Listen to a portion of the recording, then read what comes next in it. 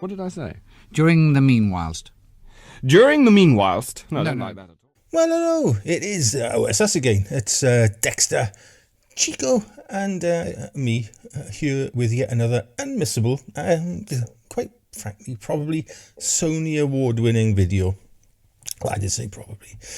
Anyway, in this week's award-winning video, I figured I'd bring my 7 or so years of experience making videos for a tiny YouTube channel out for an outing, I suppose, and tell you what I think is the best small camera and audio setup for a tiny channel like ours, and maybe yours too.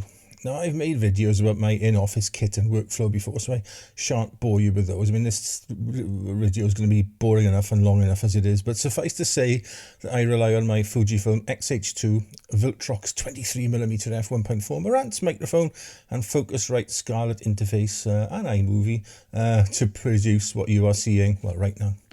But what about when we go out vlogging, I hear you all ask? Well, surely that setup would be overkill for such outdoor tomfoolery. And with my spaghetti arms and butterfly-esque strength, it would be 100% spot on. No, for recording outdoors, I use a much lighter setup, and over the years, I've used my phone, an action camera, and latterly a dedicated vlogging camera to bring you the oh-so-exciting content we sometimes muster here at Meanwhilest Towers. At the moment, I've got the following kits available to me for filming outdoors or on the go. I've got my GoPro Hero 12 with its media mod and a Rode Wireless Go microphone and a couple of filters. Then there's my new DJI Osmo Pocket 3 with a Creators Kit microphone and again some filters, and we come on to those later on. Or my iPhone 15 Pro Max, which I tend to use for, quick grabs around the house or garden, or the occasional bit of B-roll. But what filters though, and why? Well, I like to maintain the 180 degree, while sitting the microphone, shutter speed rule. So a variable ND is a must, along with a mist filter, which I think is essential with these sorts of cameras to control their sometimes crazy over sharpening. But more on that again later. I've also set them up to give the best results to my eye at least, and I'll link to a cheat sheet I put on my blog a while back showing the settings I use with my GoPro in the description below this video. Which camera setup? Well, out of the GoPro and Osmo though, not the phone, and we'll come on to that again later, is the best. Well, in order to find out, I ventured outside and onto our regular nature trail, and I took advantage of the wonderful summer weather we get here in this part of South Wales and recorded with each setup. So let's have a look at the quite remarkable footage I recorded and then have a discussion about the image and audio quality each one has provided, shall we? I shan't tell you what system is used and when until the end though, so keep a sharp eye out and see if you can tell what camera filmed what segment. What fun. What fun. Right, so here we are on our little regular nature trail to compare these two cameras. So I'm going to use this system and tell you what it is. And I've got both my microphones on so you can't guess for the first half of the walk. And then when we turn around and come back, I'll swap it for the other system. As usual, I've got the Griswolds and pup number 1, that's Dexter, with me for this walk. And I've also brought my Fujifilm X-H2 along with the my Dreammaker, the Nikon, or Micro Nikkor to give it its proper name, 105mm f2.8G lens, adapted with the Fringer adapter to the X-H2. I want to make a video in the next few weeks making a bit of a study of that older lens on a brand new camera body and see exactly what it can muster. So any images you see tonight will be made with that combination. Well, I've not seen much in the way of things to photograph yet. A load of blackberry bush flowers, the buddleia that I forgot the name of last time I was here, is in full bloom, but it's not a particularly interesting plant to get a picture of. There's plenty of, I think, is it that speedwell herb or that marshmallow herb? Plenty of that growing here. I'll be reduced to taking pictures of that now. And some dandelions. Oh well. Bethan just found a ladybird for me to photograph, but one problem with this lens adapted. Hang on.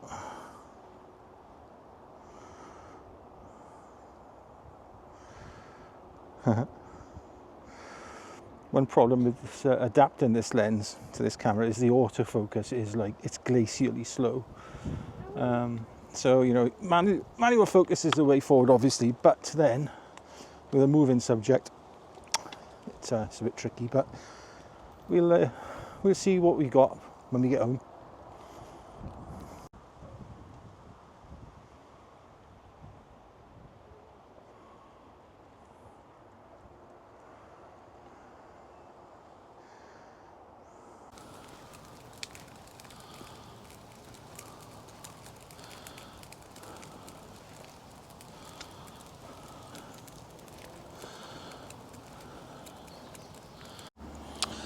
Right then, I've now switched camera and microphone system to system 2. So any immediate differences you notice that spring to mind? I'm going to do the return leg and hope there's more to photograph than there was on the way out here. It was very, very, very disappointing.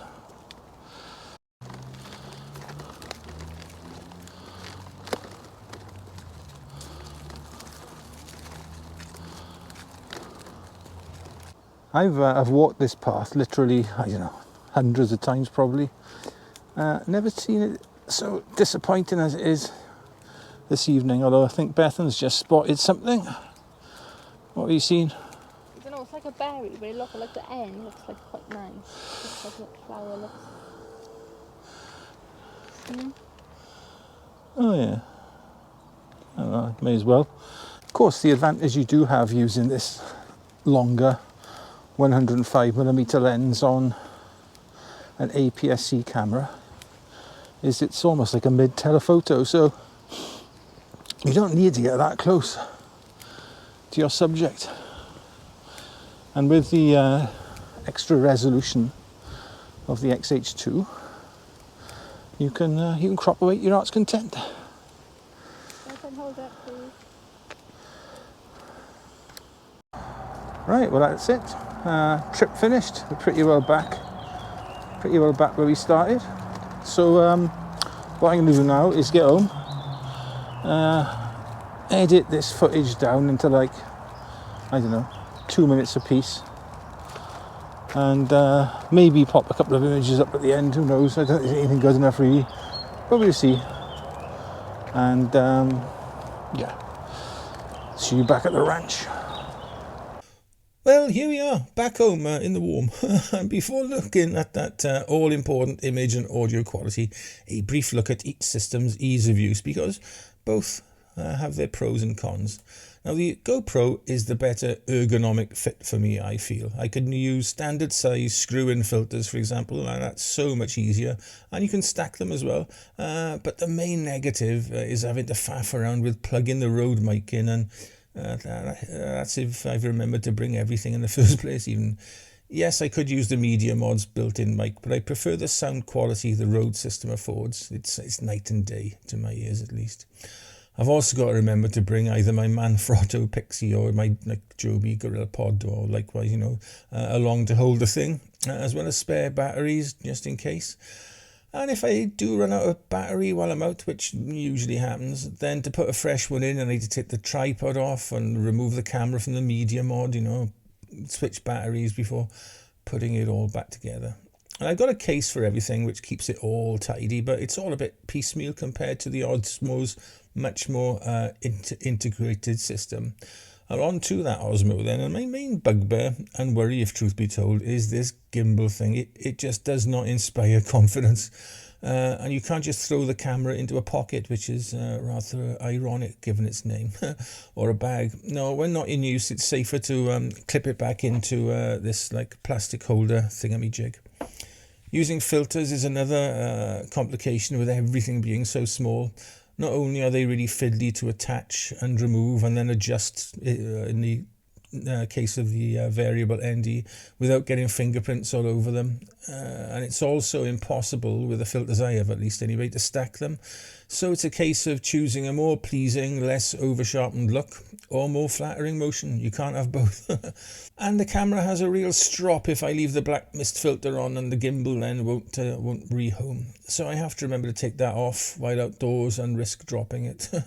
It's okay with the K&F filters though. They're a lower profile, so they can be left on. The Osmo's main winning point is its ease of use. Turn on the remote mic, which is not quite as good as the Rode sonically, but I can forgive it that, and pretty well away you go.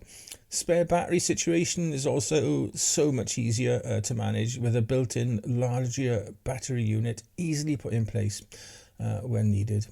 I have bought a replacement case for my Osmo, as the one that came with it, the creator kit thing, is simply not up to the task, and this new one holds everything just so.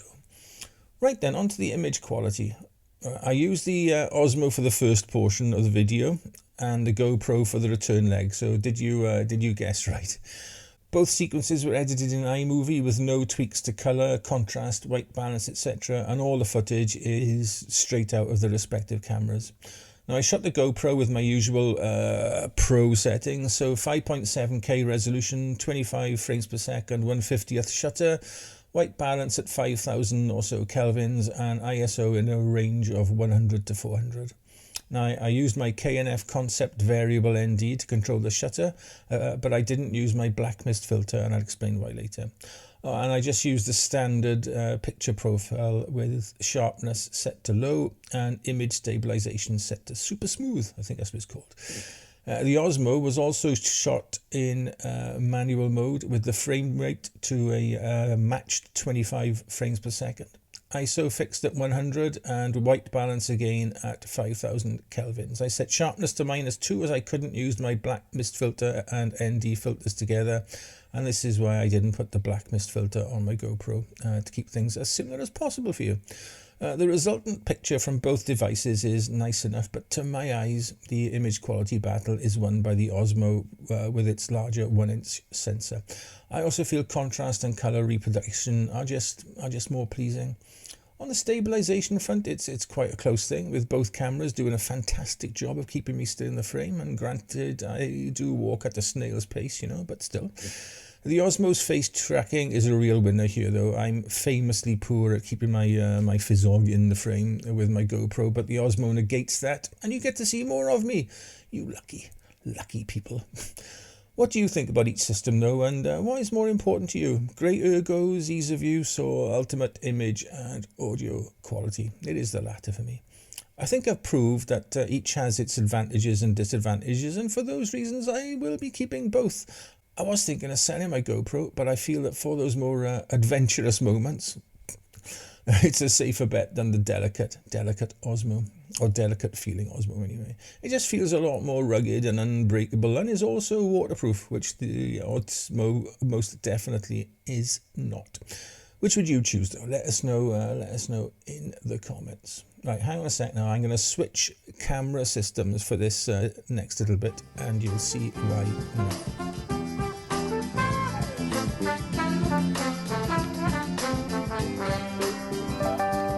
All done. Now, just after I put this whole video together, Apple released a brand spanking new pro video camera app for some of their iPhones and iPads, and I'll pop a compatibility list in the description below if I can find one. And by the way, I am filming this segment and the outro to come now on my iPhone 15 Pro Max using its internal mic, hence the obvious audio and video change of quality. But what do you think of it? I think it kind of makes the Blackmagic Pro camera app, that free one, redundant on Apple devices really, with a much cleaner, more Apple interface, if you like. Now, I didn't get a chance to test it properly in time for this video, but rest assured I will at some stage in the future test it and report back with my findings. I'll also be putting my homemade filter holder to use. Link above to see what I'm talking about. Right then, that is it for this little video, and it is it for a couple of weeks. We're going to take our usual summer break throughout July, and we will be back on the first, either Tuesday or Saturday of August, whichever one falls first, I guess, with either a Tech Tuesday or an exciting video for you. In the meantime, we probably will release the odd, some say very odd, video on our music channel. Careful with that Axe Eugene. And I may pop out like a photo reel if I take enough images of enough quality, that is. I'll put a photo reel on here in a couple of weeks' time, probably. But until August, just be nice to each other, okay? And we'll see you then. Ta-ra.